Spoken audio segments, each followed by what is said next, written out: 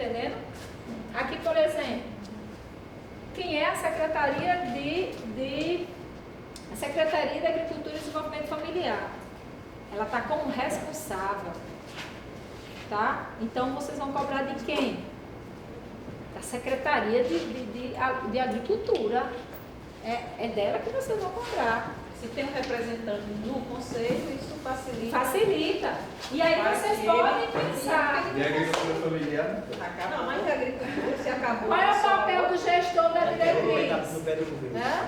Qual é o papel do gestor da diretriz? Ele tem dedicação total, parcial? Porque tudo isso aí influencia. Isso é uma tabelinha que se vem dentro do marco lógico. Tabelinha que nos ajuda só a pensar, a raciocinar.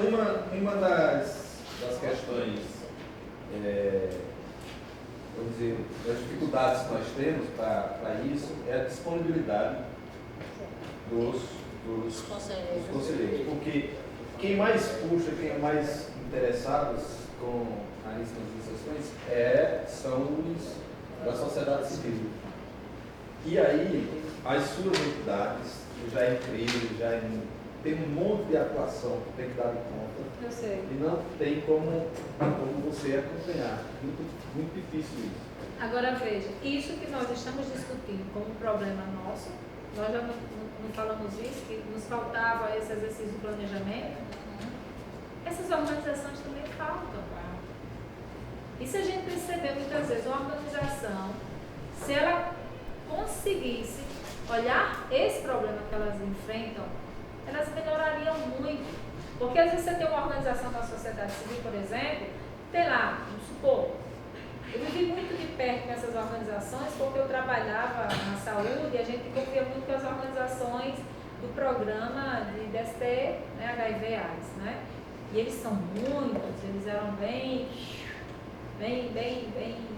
praticamente dominavam o Senado dentro da Secretaria.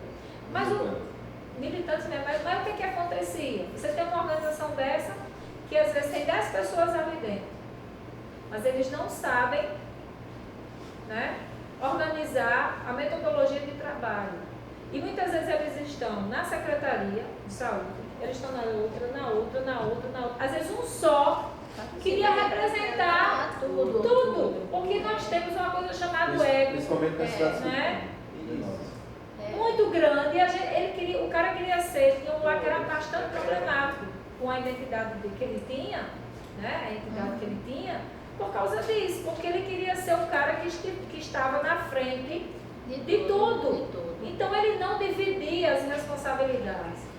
Isso acontece dentro das instituições públicas e dentro dos movimentos sociais, dentro das organizações, né? Não é que o projetista é aquela pessoa que vai levar tudo nas costas. Não, o projetista é o cara que vai ficar responsável por aquilo. É o cara que a Arimatea vai dizer assim, chega teu nome? Luiz, e aí, confirma? Ele vai dar o feedback para a Arimatea, por exemplo, tá? Olha, aconteceu isso, o projeto está assim, está assado, tal, a gente conseguiu avançar nisso, está aqui, ó, o que a gente conseguiu. É isso que a gente precisa, de pessoas com corresponsabilidade de diversas áreas. Senão a gestão desse país não muda nunca, né? E aí, num momento de crise como essa, a crise, lembre-se, no planejamento estratégico, problema é solução. Não é simplesmente a gente avalia isso no movimento, a paralisação. A gente avalia isso no movimento moradia da seguinte forma. Quando uma figura importante do movimento, ele está em vários cenários representando o movimento, a gente tem que formar quadros. Sabe? E quando você tem que formar quadros, você perde mobilização. Né? E aí, isso acontece em vários setores aqui, em vários segmentos, em vários movimentos, inclusive no movimento moradia, talvez seja hoje que tenha mais entidades dentro da Paraíba e do Brasil. Seja o movimento moradia, você tem movimento de nível nacional, de nível municipal, de nível estadual. É uma fragmentação tão grande hoje que você nem consegue ver qual é a cara verdadeira do movimento. E aí outros migram para outros setores, né? O MTST, hoje, que é quem mais mobiliza no Brasil, que é lá em São Paulo com Boulos. Né? Mas ele tem a proposta da formação de quadros, ele está na frente do movimento, mas ele direciona para os outros segmentos, para os outros setores, figuras do movimento, né? Para que eles possam se capacitar, se formar e ter mobilização. Que eles trabalham muito com a ideia da formação dos líderes. Isso. Né? Aí o que acontece quando você lá? Se a figura está em vários setores, está no Conselho de Saúde, está no Conselho de Habitação, está no Conselho da Cidade, a mesma figura, e os quadros, que diz a pessoa, ele é portador de HIV, né? Sai desse segmento. Quem vai substituí-lo? Quem está com as informações? Quem está mobilizando? A gente avalia assim lá no fórum, que a gente tem que estar. Eu estou aqui agora, né? Nós temos o Beto que está no setor, tem Ilfo no setor, né? Tem Grandicita no setor. Não estou dizendo que nós somos os melhores, não. Nós apanhamos muito para chegar aí, sabe? Perdemos muito para chegar aqui, para ter essa avaliação. Quando o umbigo fala mais alto e o ego cobre tudo, aí se ferra todo mundo. Pois é. E aí, do mesmo jeito, isso acontece na visão do político, na visão dos gestores, dentro das secretarias, dentro dos programas. É tudo. Não então, formou quatro. a gente não tem como melhorar essa gestão de uma forma maior se a gente não tiver uma concepção de mais solidariedade dentro dessa formação, né? E aí você perde. Como é que você vai dar conta de atividade de 3, 4, 5, 6 conselhos? Você sozinho, representando a mesma instituição. Não tem como, gente. Termina você não priorizando nenhum. Aí vive de quê? Hoje vai reunião do conselho, não, vou para o conselho da saúde, hoje, amanhã eu vou para o tal, amanhã eu vou para o tal. E aí, o trabalho, o retorno desse conselheiro para dentro da sua organização, dentro do seu conselho de origem, é totalmente nulo, fica pequeno, né?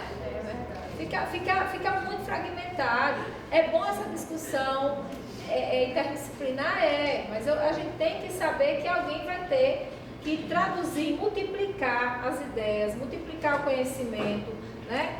Fazer uma divisão, mas não uma divisão egoísta, assim, não, eu sou a pessoa que sei de tudo. Não, você vai ter que multiplicar isso. Olha, vivencie isso hoje, lá no curso Conceia.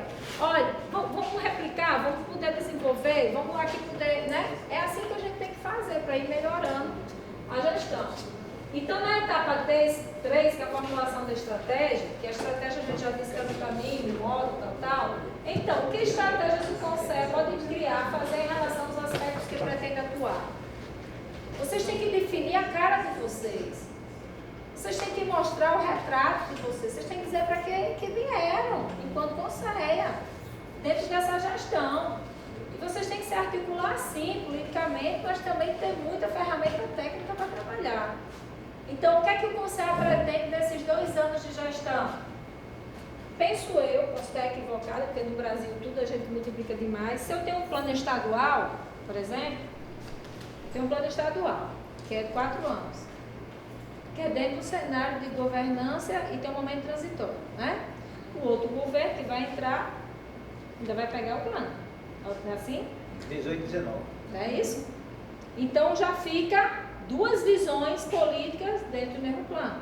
E aí a gente já tem um novo problema. Esse novo vai encarar esse plano? Já vem a outra perspectiva. Aí do mesmo jeito. Vai querer anular.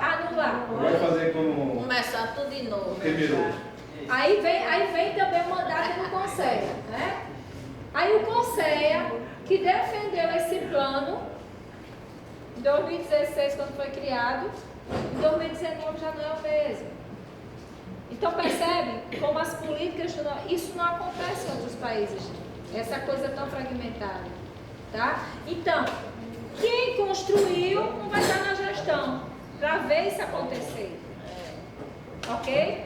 Quem está agora como presidente, coordenador, está, esses 2 anos. Vamos supor que daqui termina quando a gestão de vocês agora? De 2019. Ela vai estar terminando junto com o plano, mas já começou, isso aqui já começou na gestão anterior. Né?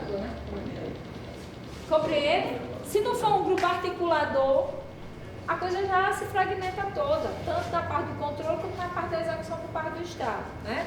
Então vocês têm que pensar sobre isso também. Então, que estratégias nós podemos tirar para o planejamento de 2018? Então, observando os elementos da etapa 2, que é aquela etapa lá das diretrizes, se as estratégias utilizadas vão dar conta de atingir a missão, os objetivos, as diretrizes. Então, o planejamento estratégico ela é todo circular dentro dele mesmo. Uma etapa está relacionada com outra etapa. Eu estou terminando. E aí, que ele quer parar agora, ter um almoço. Para garantir a segurança alimentar. Está todo mundo seguro. Essa etapa 4, a 4 e a 5, a gente vai dar prosseguimento a ela no momento do dia 15 também, porque a gente coloca dentro dela o monitoramento, tá? Mas qual é o exercício para a gente concluir hoje, tá? É que a gente possa, se for o caso, quando a gente retornar agora à tarde, fazer brevemente esse exercício, não é um fechamento não. Por quê? Porque vocês podem melhorar este exercício depois com vocês, com um grupo maior, com maior envolvência, mas se a gente não discutir aqui como fazer a atividade, depois a atividade, tá bom? Podemos fazer assim? Esse aqui que você disse é aquele outro lá, né? Essa aqui é a matriz funcional. Matriz funcional Aí a do- gente tem 3 atividades, tá? Olha só, cadê o outro? Temos 3 atividades. Fazer uma análise, ó, é PMBOK, PMBOK. Fazer uma análise SWOT rapidinho, só para a gente ver como é que isso pode ser gerado. Nós vamos fazer os painéis, tá? Por isso que eu pedi piloto. Depois podemos fazer, vou pedir um tempinho dentro da apresentação do Helder, fazer uma planilha um pouquinho do PMBOK e um pouco do desenho das diretrizes. Só para a gente ter ideia de como é que poderia ficar. Pode ser assim? Então, voltamos o quê? Que horas são, por favor? 2